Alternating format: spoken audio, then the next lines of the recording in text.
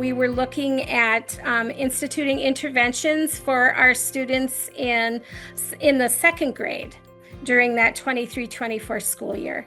And the reason why we chose the second grade was because their scores and their classroom performance were extremely low. And we had a high amount of students that were in that very low area. And so we pinpointed that class, and that was a big part of the reason as to why we applied for the grant. And then we started with one curriculum program called 95 Phonics. And we did that for, I believe, the first 6 to 8 weeks. And then after that, we went into the U-Fly.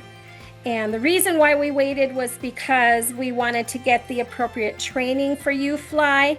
Once we started the program at the beginning of that school year, I started seeing some of my students really starting to take off, because our intensity and our focus were the things that really started to show results for my students in special ed. And the things that I was seeing with the program, the 95 Phonics, did a lot of focus on the phonics part of learning how to read, but it also went into the writing. And then when we started U-Fly, it was very structured in helping them to learn the phonemic awareness, then being able to segment and blend and read words, and then even get into small stories in that. We really started to see the progress not only in my kids, but then also in all the other kids that were having intervention sessions with the Title I teachers and with the classroom teachers.